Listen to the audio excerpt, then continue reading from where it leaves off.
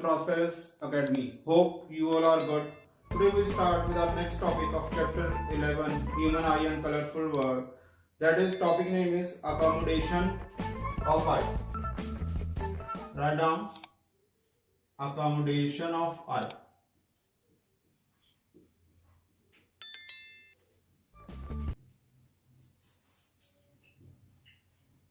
तो simple words में बेटा अकोमोडेशन ऑफ आई क्या है? एबिलिटी है आई की to see far and near object by adjusting its focal length. So just write down the definition.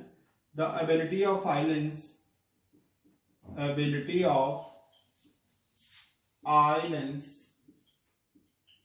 to see near and far objects, to see near and far objects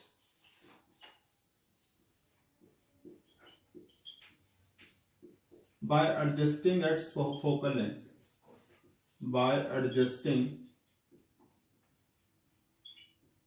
its focal length is called accommodation of eye. Is called accommodation of eye. यहाँ पे to see near पास के objects and for FAR that is दूर के objects. देखने के काबिल उसकी ability कैसे फोकल लेंथ को एडजस्ट करने की बाद आप दूर की और पास की ऑब्जेक्ट्स को क्लियरली विजिबल कर सकते हो. उसके बाद बच्चे जो आता है दैट इज सिलरी मसल. जब रिलैक्स होते हैं, सिलरी मसल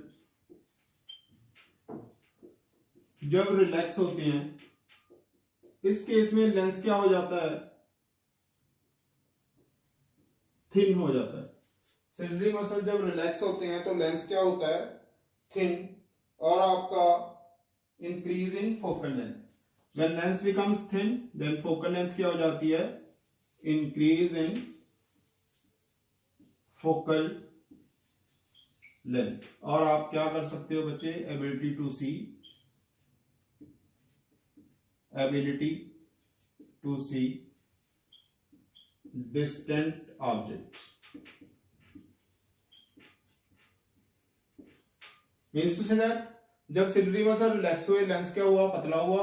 उससे क्या हुआ? फोकल लेंथ इंक्रीज होगी. मीन्स टू से दैट आप दूर के ऑब्जेक्ट्स क्लियरली विजिबल कर सकते हो. On the opposite side ciliary muscle जब कॉन्ट्रैक्ट होंगे, that is ciliary muscles contraction हुई, लेंस क्या हो जाएगा? थिक. Lens become thick. इस केस में फोकल लेंथ क्या हो जाएगी? Decrease in focal length. And here ability to C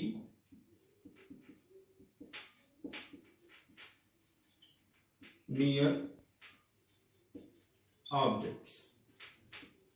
Note down बच्चे. So this is all about the accommodation. Just note down.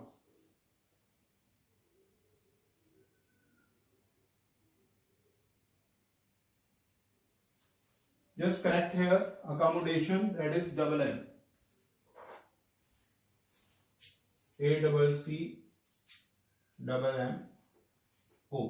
Accommodation. Note down बच्चे. Next topic है बेटा least distance of district vision. The least distance of distinct vision.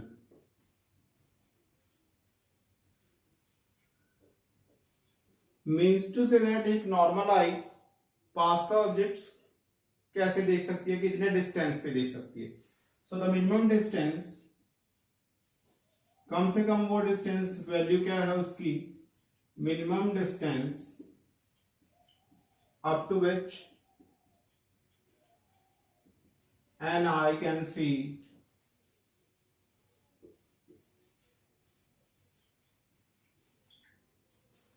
nearby objects nearby objects without any strain,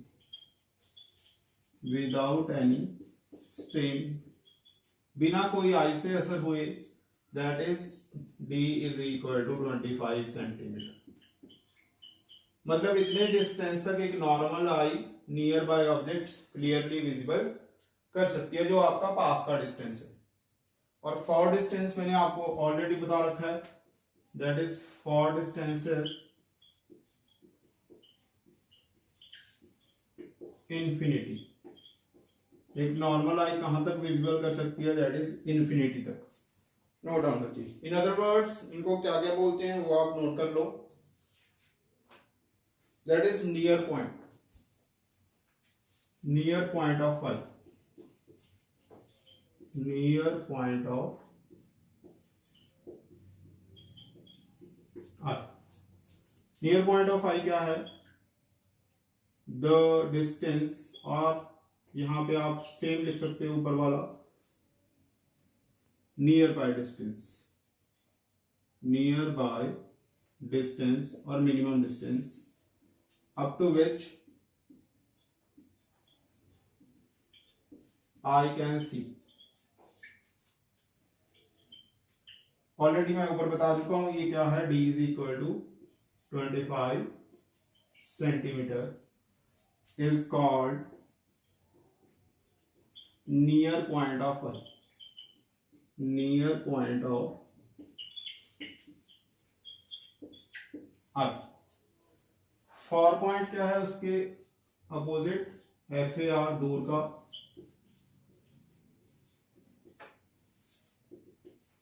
the maximum distance, minimum की जगह पे क्या आ गया, maximum distance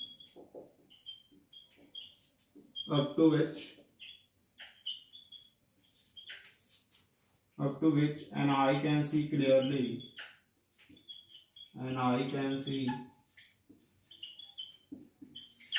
clearly, is called far point of eye।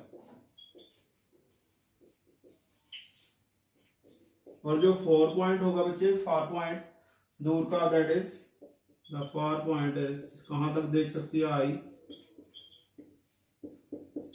Infinity तक। Far point is up to infinity. और जो nearby distance है, that is d is equal to 25 centimetre. Next है आपका range of vision. Range of vision,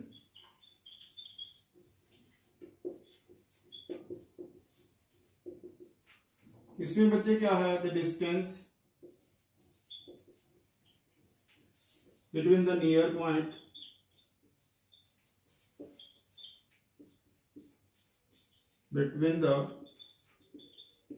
point and far point, between the near point and far point is called range of vision, is called range of vision। और आपका normal eye के लिए range of vision क्या है, that is for a normal eye, ये value आप competition purpose के लिए भी याद रख सकते हो बेटा। For a normal eye range of vision is